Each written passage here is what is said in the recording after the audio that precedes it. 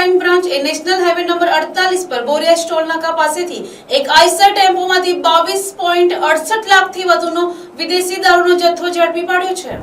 સુરત વિભાગના આઈજી પ્રેમવીરસિંહ અને નવસારી એસપી રાહુલ પટેલની સૂચના મુજબ એલસીબી પીઆઈ વિજય જાડેજાના માર્ગદર્શન હેઠળ ટીમ પેટ્રોલિંગ કરી રહી હતી।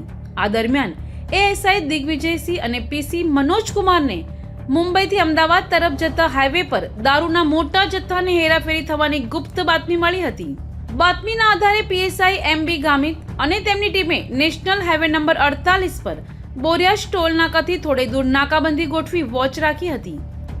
વોચ દરમિયાન શંકાસ્પદ આઈસર ટેમ્પો નંબર MH43CQ 1036 ને અટકાવી તલાશી લેતા તેમાંથી દારૂ વિસ્કીની નાની મોટી કુલ 6276 નંગ બોટલો જેની કિંમત 12.58 લાખ રૂપિયા તેમજ 10 લાખનો આઈસર ટેમ્પો અને 10,000નો મોબાઈલ મળી કુલ 22.68 લાખનો મુદ્દામાલ કબજે કરી પોલીસે સ્થળ પરથી ઉત્તર પ્રદેશના રહેવાસી મેનુદ્દીન અકબાલ નેવાસ અલી સામાનની ધરપકડ કરી હતી, જેની પ્રાથમિક પૂછપરછમાં જાણવા મળ્યું છે કે આ દારૂનો જથ્થો મહારાષ્ટ્રના ભિવંડી ખાતે આવેલા ઇન્ડિયન કમ્પાઉન્ડના ગોડાઉનમાંથી સુરેન્દ્રસિંહ નામના વ્યક્તિએ ભરાવી આપ્યો હતો।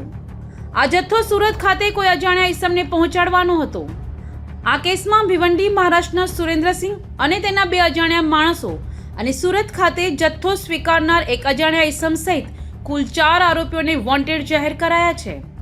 નવસારી ગ્રામ્ય પોલીસ સ્ટેશનમાં આ અંગે પ્રોહિબિશન એક્ટ હેઠળ ગુનો નોંધી વધુ તપાસ હાથ ધરવામાં આવી છે।